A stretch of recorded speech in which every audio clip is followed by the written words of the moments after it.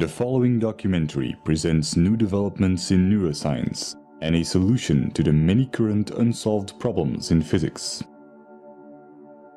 While it keeps clear of metaphysical correlations and is solely focused on scientifically verifiable data, it also has philosophical repercussions pertaining to life, death, and the origin of the universe. Due to its many layers and density in presentation, it may require multiple viewings to fully comprehend its implications, even though considerable effort has been made to simplify the complex scientific concepts that are discussed. Furthermore, I would like to thank the author for allowing me to follow and report on his work, as he wanted to remain dedicated to his research and avoid becoming involved in its media coverage.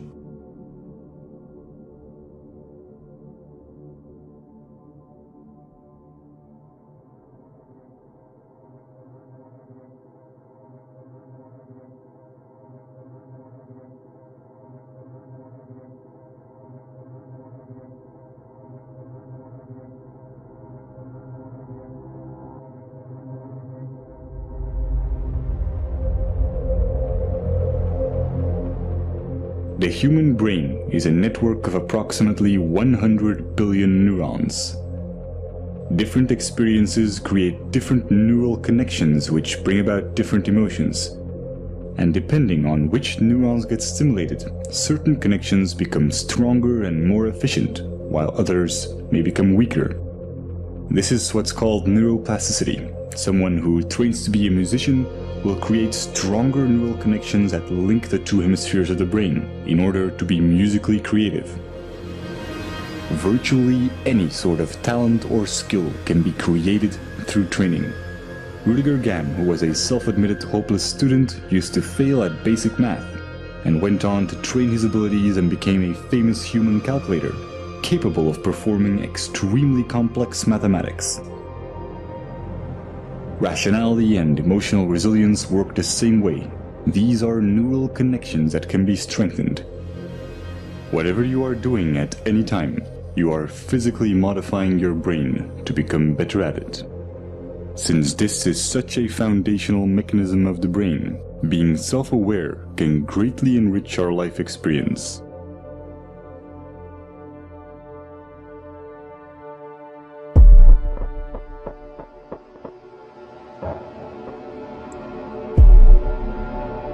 Specific neurons and neurotransmitters, such as norepinephrine, trigger a defensive state when we feel that our thoughts have to be protected from the influence of others.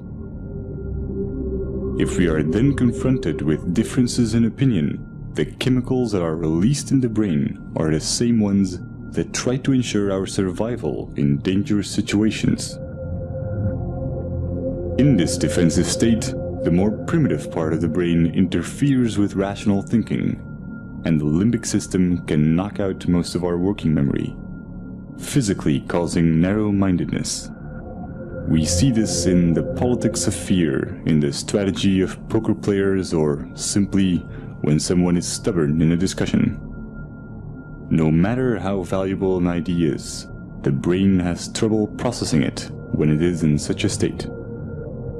On a neural level, it reacts as if we're being threatened, even if this threat comes from harmless opinions or facts that we may otherwise find helpful and could rationally agree with.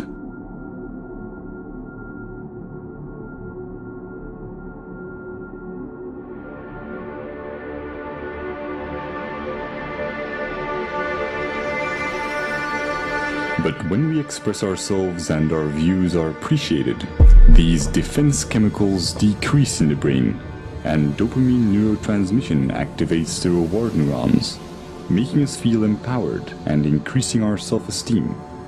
Our beliefs have a profound impact on our body chemistry. This is why placebos can be so effective. Self-esteem or self-belief is closely linked to the neurotransmitter serotonin. When the lack of it takes on severe proportions, it often leads to depression, self-destructive behavior, or even suicide. Social validation increases the levels of dopamine and serotonin in the brain, and allows us to let go of emotional fixations and become self-aware more easily.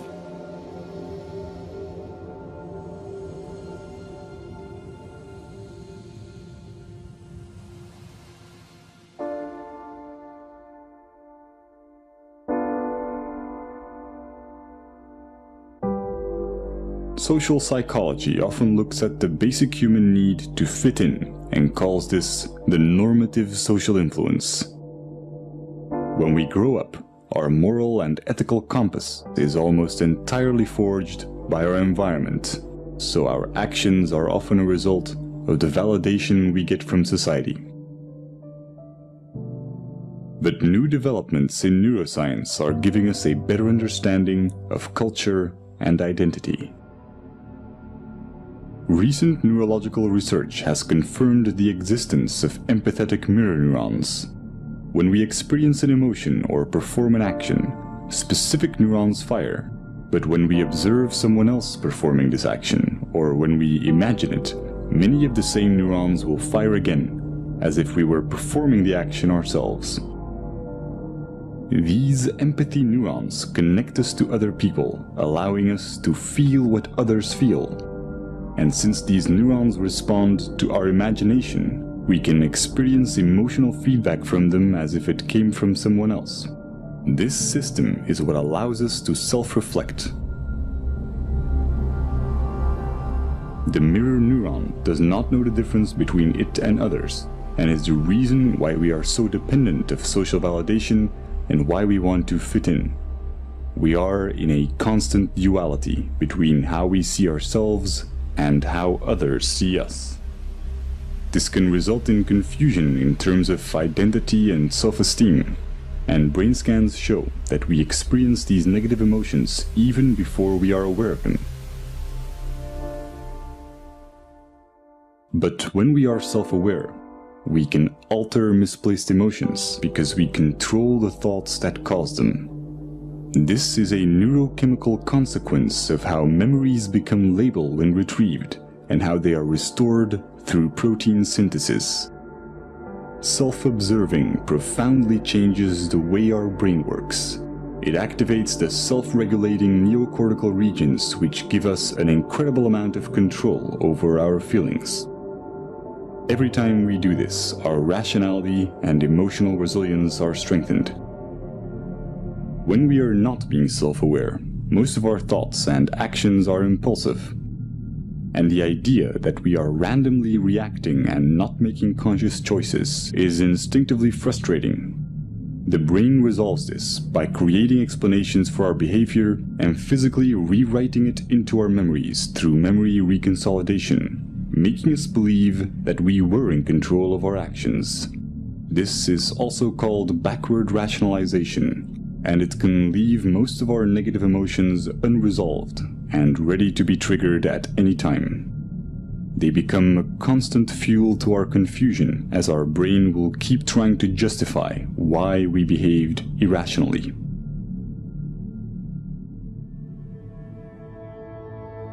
All this complex and almost schizophrenic subconscious behavior is the result of a vastly parallel distributed system in our brain. There is no specific center of consciousness. The appearance of a unity is in fact each of these separate circuits being enabled and being expressed at one particular moment in time. Our experiences are constantly changing our neural connections, physically altering the parallel system that is our consciousness. Direct modifications to this can have surreal consequences that bring into question what and where consciousness really is. If your left cerebral hemisphere were to be disconnected from the right, as is the case in split brain patients, you would normally still be able to talk and think from the left hemisphere, while your right hemisphere would have very limited cognitive capacities. Your left brain will not miss the right part, even though this profoundly changes your perception. One consequence of this is that you can no longer describe the right half of someone's face, but you will never mention it. You will never see it as a problem or even realize that something has changed. Since this affects more than just your perception of the real world and also applies to your mental images, it is not just a sensory problem, but a fundamental change in your consciousness.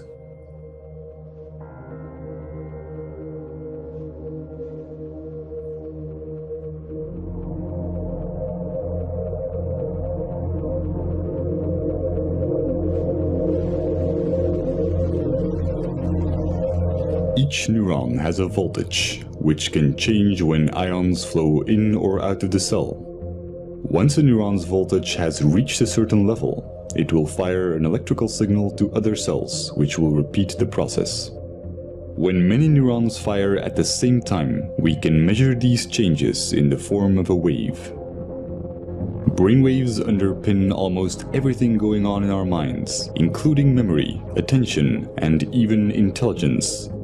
As they oscillate at different frequencies, they get classified in bands such as alpha, theta, and gamma. Each are associated with different tasks.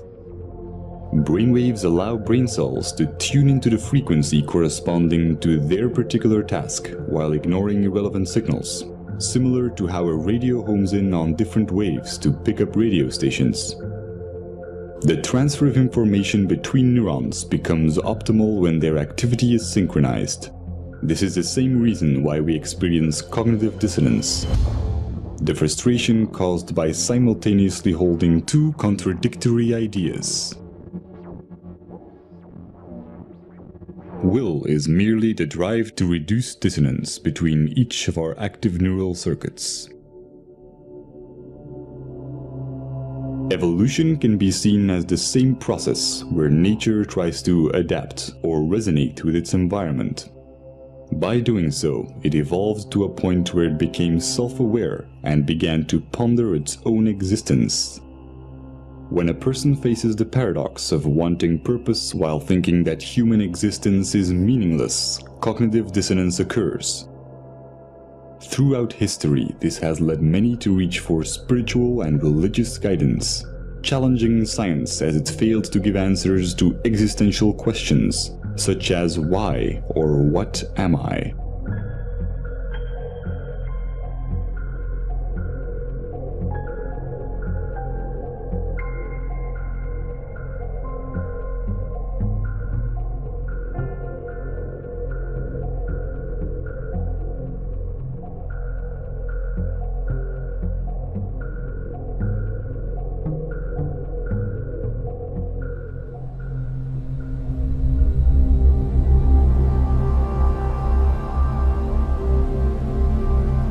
The left cerebral hemisphere is largely responsible for creating a coherent belief system in order to maintain a sense of continuity towards our lives. New experiences get folded into the pre-existing belief system. When they don't fit, they are simply denied. Counterbalancing this is the right cerebral hemisphere, which has the opposite tendency. Whereas the left hemisphere tries to preserve the model, the right hemisphere is constantly challenging the status quo. When the discrepant anomalies become too large, the right hemisphere forces a revision in our worldview. However, when our beliefs are too strong, the right hemisphere may not succeed in overriding our denial.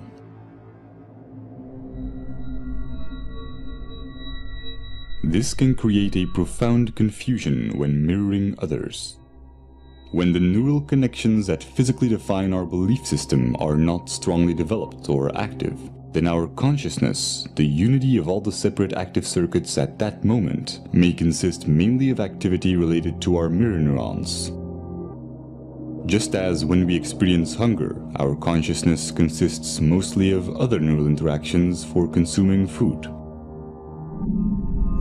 This is not the result of some core self giving commands to different cerebral areas. All the different parts of the brain become active and inactive and interact without a core.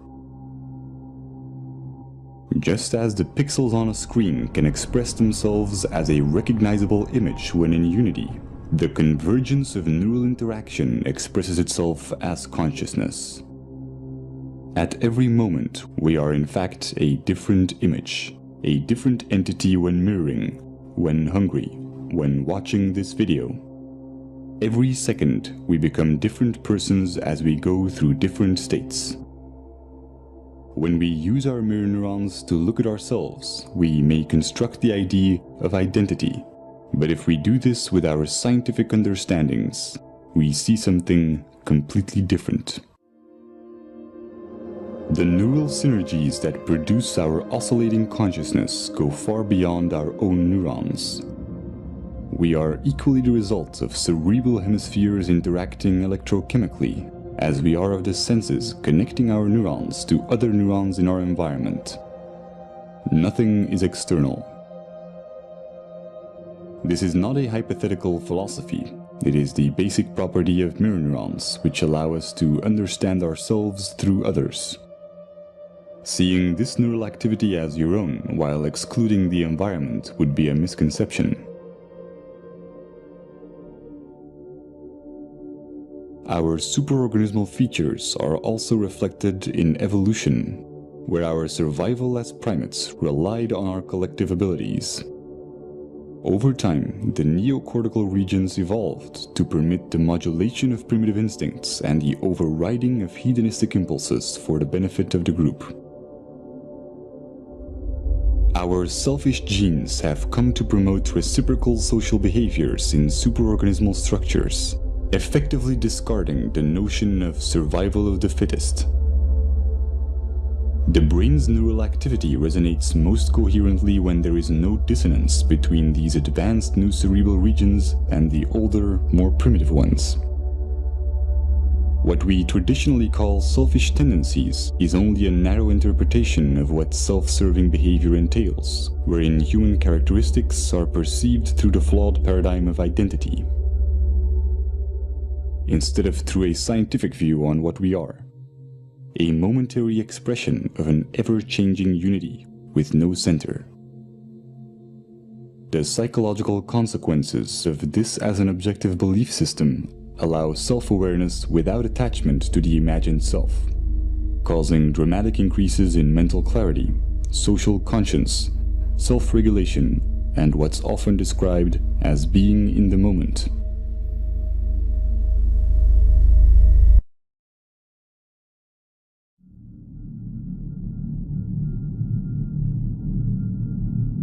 The common cultural belief has mostly been that we need a narrative, a diachronic view on our life to establish moral values. But with our current understandings of the empathic and social nature of the brain, we now know that a purely scientific view with no attachment to our identity or story yields a far more accurate, meaningful, and ethical paradigm than our anecdotal values. This is logical since our traditional tendency to define ourselves as imaginary individualistic constants neurally wires and designs the brain towards dysfunctional cognitive processes, such as compulsive labeling and the psychological need to impose expectations.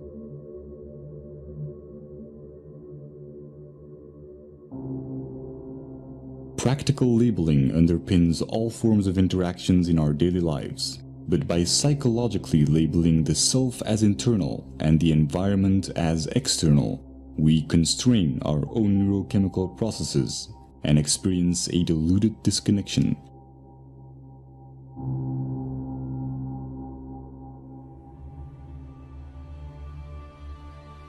Growth and its evolutionary side effects, such as happiness and fulfillment, are stimulated when we are not being labeled in our interactions.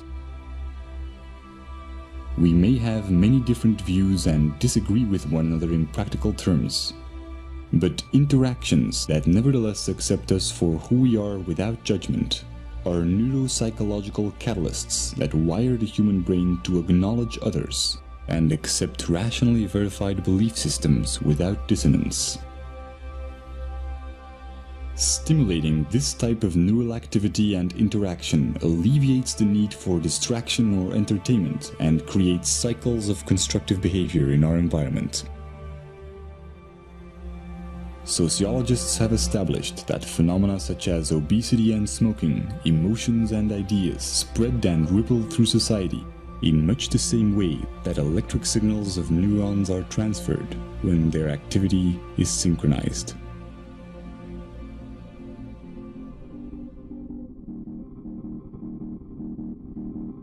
We are a global network of neurochemical reactions, and the self-amplifying cycle of acceptance and acknowledgement, sustained by the daily choices in our interactions, is the chain reaction that will ultimately define our collective ability to overcome imagined differences and look at life in the grand scheme of things.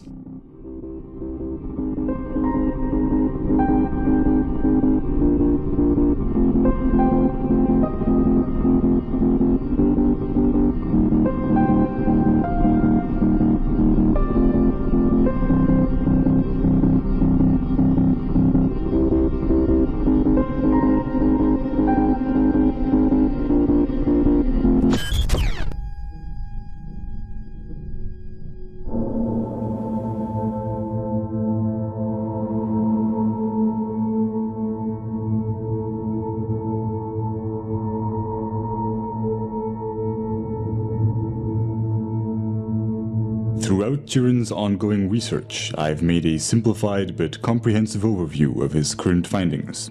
This is my interpretation of the first few months of his work on unifying quantum physics and relativity.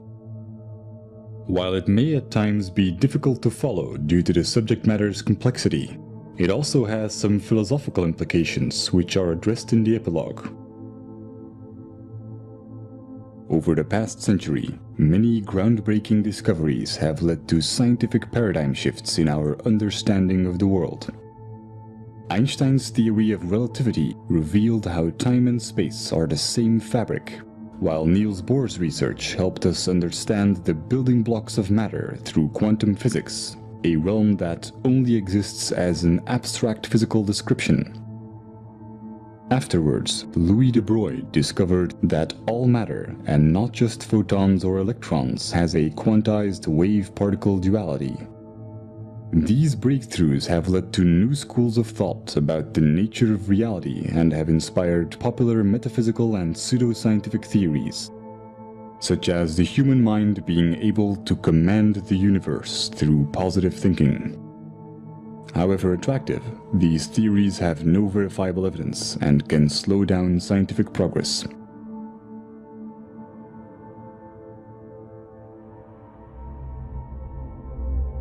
Einstein's laws of special and general relativity are applied in modern-day technologies, such as GPS satellites, where the accuracy of calculations would drift more than 7 miles a day, if consequences such as time dilation would not be taken into account. Time dilation is best illustrated by how moving clocks run slower. Other implications of relativity are length contraction, meaning that objects in motion decrease in length, and the relativity of simultaneity. It is impossible to say in an absolute sense whether two events occur at the same time when they are separated in space. Nothing can travel faster than the speed of light. This means that if a bar of 10 light seconds long would be pushed forward, it would take 10 seconds before the action can take place on the other side. Without this time interval of 10 seconds, the bar does not exist in its entirety. This is not due to our limitations as observers, but due to an inherent consequence of relativity, where time and space are interconnected and cannot exist without each other.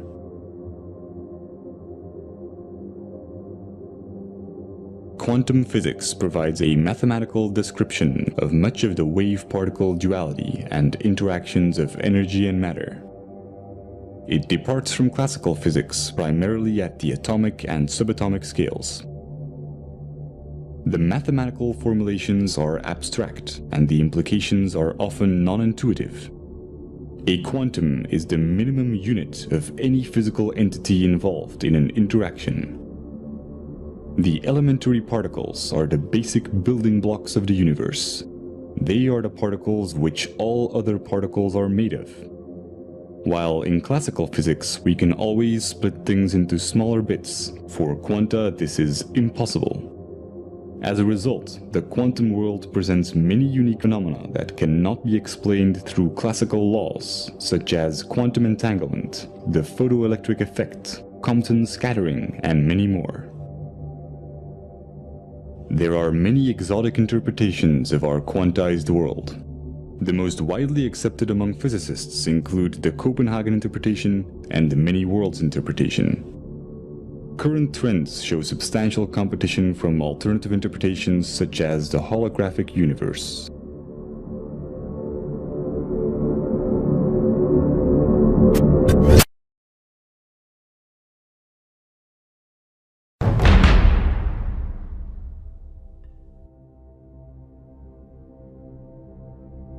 While both quantum physics and Einstein's laws of relativity are essential to our scientific understandings of the universe, there are many unsolved scientific problems, and thus far, no unifying theory.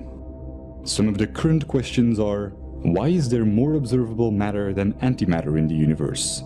What is the nature of the arrow of time? What is the origin of mass? One of the most important keys to finding the answer to these problems are de Broglie's equations, for which he was awarded the Nobel Prize in Physics. This formula shows how all matter has a wave-particle duality, meaning that there are moments in which it behaves as a wave, and others where it behaves as a particle. The formula combines Einstein's famous E is mc² equation with the quantized nature of energy. Experimental evidence includes the interference pattern of C60 fullerene molecules in a double-slit experiment. The fact that our consciousness itself seems to be made up out of quantized particles has been the subject of many mystical theories. And while the relation between quantum mechanics and consciousness is unlikely to be as magical as recent esoteric movies and literature claim, there is nevertheless a profound implication.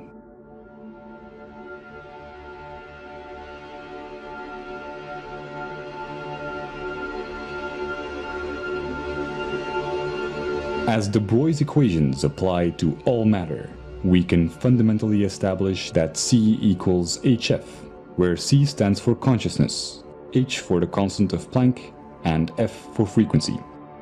C is responsible for what we experience as the now, a quantized or minimum unit of an interaction. The sum of all moments C up till the current moment is what shapes our concept of life. This is not a philosophical or theoretical statement, but an inherent consequence of all matter and energy being quantized. The formula shows how life and death are abstract constructions of C. Another consequence of de Broglie's equations is that the rate at which matter or energy fluctuates and acts like a wave or a particle is relative to the frequency of the frame of reference. Increases in frequency due to velocity are relative to others and bring about phenomena such as time dilation. The underlying reason is the unaffected experience of time relative to the reference frame, where space and time are properties of quanta, and not the other way around.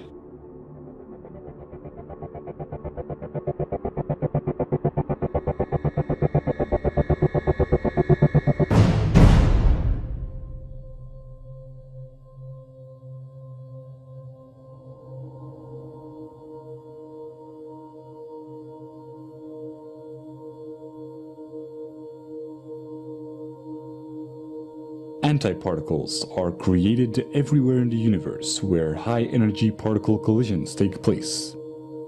This process is artificially simulated in particle accelerators. When matter is created, antimatter is created simultaneously. Hence why the lack of antimatter in the universe is one of the biggest unsolved questions in physics to date. When we trap antiparticles through electromagnetic fields, we can study their properties. The quantum state of particles and antiparticles can be interchanged by applying the charge conjugation, parity, and time reversal operators. To clarify, if a physicist whose body was made of antimatter would do experiments in a laboratory also made of antimatter, using chemicals and substances of antiparticles, he would find almost exactly the same results as his matter counterpart. But when they would merge, immense energy would be released proportional to their mass. Very recently, Fermilab discovered how quanta such as mesons are switching 3 trillion times per second from matter to antimatter. When we study the universe from a quantized frame of reference C, we have to take into account all experimental evidence that applies to quanta. This includes how matter and antimatter are created simultaneously in particle accelerators, and how mesons switch back and forth between one and the other. This has significant consequences when applied to C. From a quantum perspective, every instance of C has an anti-C. This explains the missing symmetry or antimatter in the universe and is closely related to the arbitrary choice of emitter and absorber in the Wheeler-Feynman time-symmetric theory.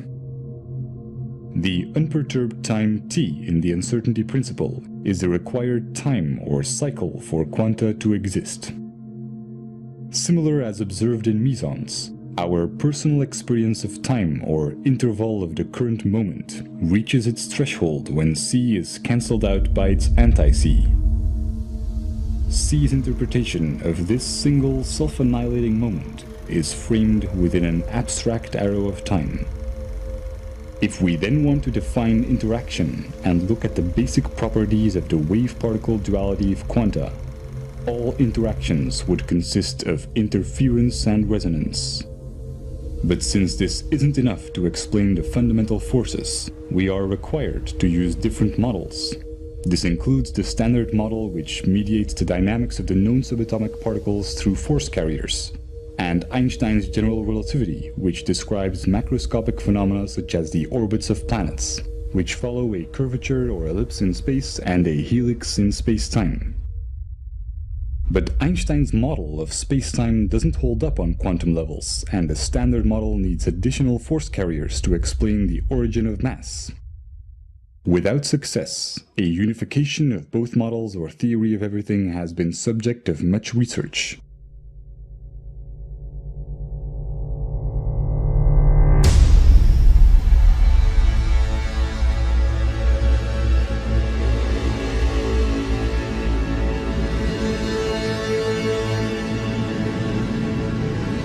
Quantum mechanics is merely mathematical descriptions, and their practical implications are often counterintuitive. Classical concepts such as length, time, mass, and energy can also be approached with similar descriptions. By building on de Broglie's equations, we can substitute these concepts with abstract vectors. This is a probability-oriented approach towards the basic and already existing concepts in physics that allows us to unify quantum mechanics with Einstein's relativity. De Broglie's equations show how all reference frames are quantized, including all matter and all energy. Particle accelerators have demonstrated that matter and antimatter are always created simultaneously. The paradox of how reality can emerge from abstract building blocks that annihilate each other can be explained by using these quanta as the frame of reference. In a simplified analogy, we need to look at things through the eyes of a photon. The reference frame is always a quantum and defines how space-time is quantized. When it increases or decreases, space-time increases or decreases as well. This is reflected in quantum mechanics as the mathematical description of the probability amplitude of the wave function, or in Einstein's relativity as time dilation and length contraction. For a quantized frame of reference, mass and energy can only be defined as abstract probabilities. Or if we want to be more concrete and establish a mathematical framework, as vectors which can only exist when we assume an arrow of time. They can be derived as resonance and interference with the reference frame, which defines the minimum unit or spacetime constant c, equivalent to the constant of Planck in quantum mechanics. Experiments show how conversion of matter into energy through its antimatter brings about gamma rays with exact opposite momentum. What seems to be a conversion is the ratio between opposite vectors interpreted as distance and time, matter and antimatter, mass and energy, or interference and resonance within the abstract arrow of time of c. The sum of opposite vectors is always zero. This is the reason for the symmetry or conservation laws in physics, or why at the speed of c, time and space are zero due to length contraction and time dilation. A consequence is the Heisenberg uncertainty principle, which states that certain pairs of physical properties, such as position and momentum, cannot be known simultaneously to high precision. In a sense, a single particle is its own field. This does not explain our sense of continuity, where c cancels itself out within its own required interval. But when these vectors are exponentially amplified or accelerated relative to and within the abstract arrow of time, the underlying mathematical algorithms, also describing the fundamental forces, can bring about a consistent reality and have abstract building blocks. This is why the harmonic motion equations are used in many fields of physics involving periodic phenomena, such as quantum mechanics and electrodynamics, or why Einstein's equivalence principle, used to derive the model of spacetime, states that there is no difference between gravity and acceleration. Because gravity is only a force when interpreted relative to an oscillating frame of reference. This can be illustrated with a logarithmic spiral curve being reduced to a helix curve by the reference frame, making objects spin and move in orbits. Visually simplified, two amplified or growing apples will be interpreted to attract each other when observed by an amplified reference frame, as the size seems unaffected. The opposite occurs with interference. In a simplified analogy, the increase or decrease in the size of objects as we get closer or further away is determined by the shift in vectors of the reference frame, similar to how a radio hones in on different waves to pick up radio stations. This also applies to the influence of gravity.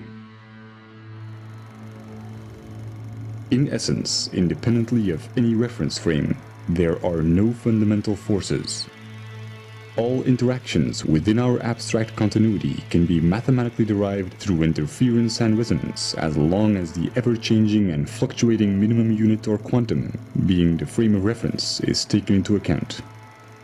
Experimental evidence includes the unseen effect in the standard model, where we can see the force effect, but not the actual force carriers.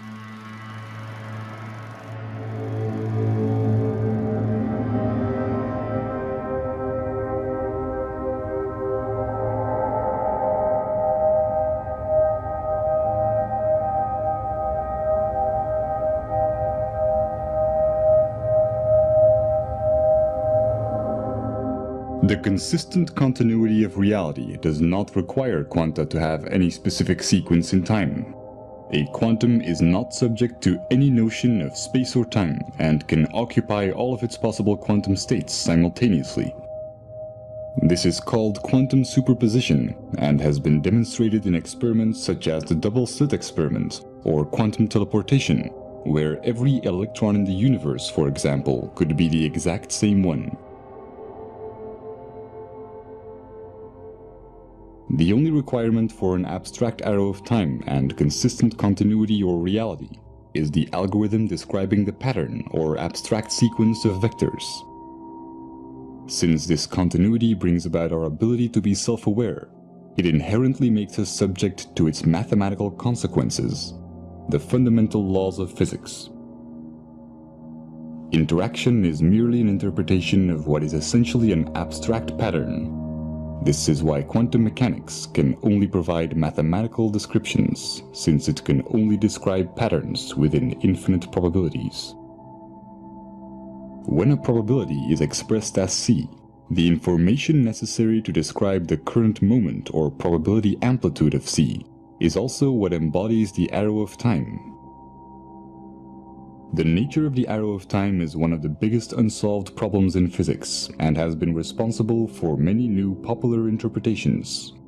The holographic principle, for example, a property of quantum gravity and string theories, theorizes how the entire universe can be seen as an information structure of only 2 dimensions.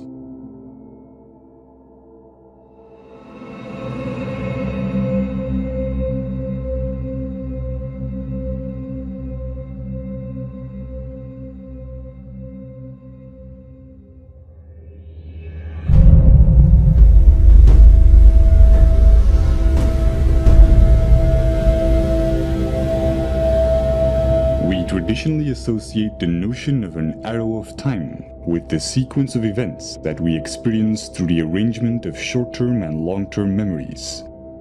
We can only have memories about the past and not about the future, and we've always assumed that this reflects the flow of time. Scientists only began to question this logic when discoveries in quantum mechanics demonstrated that some phenomena are not bound by our notion of time, and that our concept of it is nothing more than our perception of the change in observable values. This is also reflected in time dilation and length contraction, which are part of the reason why Einstein established that time and space are the same fabric. In an absolute sense, the notion of time does not differ from the notion of distance. Seconds are equal to light seconds but cancel each other out. To clarify, with distance and time being each other's opposites, the passing of time can be interpreted as the distance that the hands of a clock travel as they move in a direction that is opposite to time. As they move forward in distance, they effectively travel backwards in what we would call time. This is also why any single separate minimum unit of experience is always instantly annihilated within a timeless now. This understanding sets the record straight between wave function collapse and quantum decoherence. Concepts such as life and death are mere intellectual constructs, and any speculative spiritual ideas of an afterlife that takes place in a realm where the rigid mathematical underpinnings of this reality come to an end are equally fabricated. An important cosmological consequence is that the Big Bang Theory, where the universe is traced back to one point by looking at the past, is a misconception. The traditional assumption of space-time, where space is 3-dimensional and time plays the role of a 4th dimension, is inaccurate. If we would want to study the origin of the universe, we would actually have to look forward, since C's time vector direction is opposite to the arrow of distance, from which we perceive an expanding universe. Although this temporal mapping of the universe will only yield abstract concepts with no relation to its quantum underpinnings. Experimental evidence includes the accelerating expanding universe, following what is known to be an inverse or time-reversed black hole metric, as well as the many problems related to the Big Bang Theory, such as the horizon problem.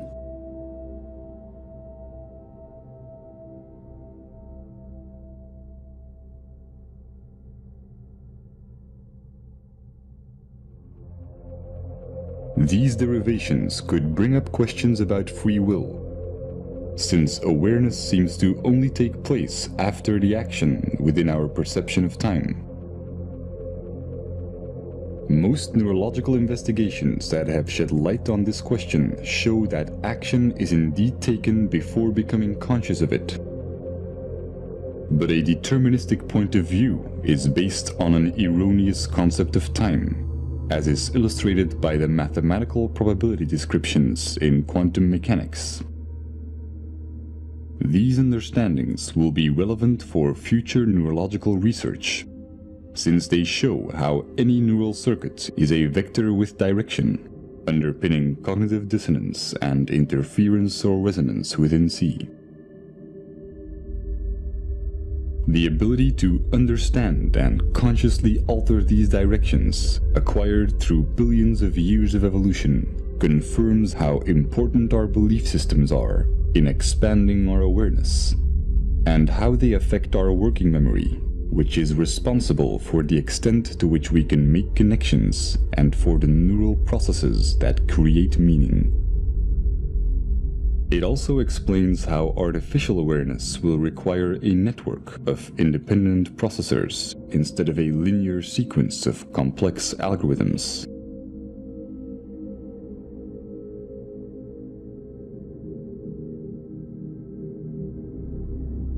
Athén's grand unification is one solution that unifies quantum physics and Einstein's theory of relativity. While it answers many problems in physics, such as the ones listed here, it is my limited interpretation of his first months of scientific research. Whatever the outcome, it is clear that we have entered an era where science is open to everyone. And if we can preserve unfiltered access to a neutral internet, we can test the validity of our ideas. We can enhance our imagination by making new correlations, and we can be part of the evolution of our understandings of the universe and of the mind.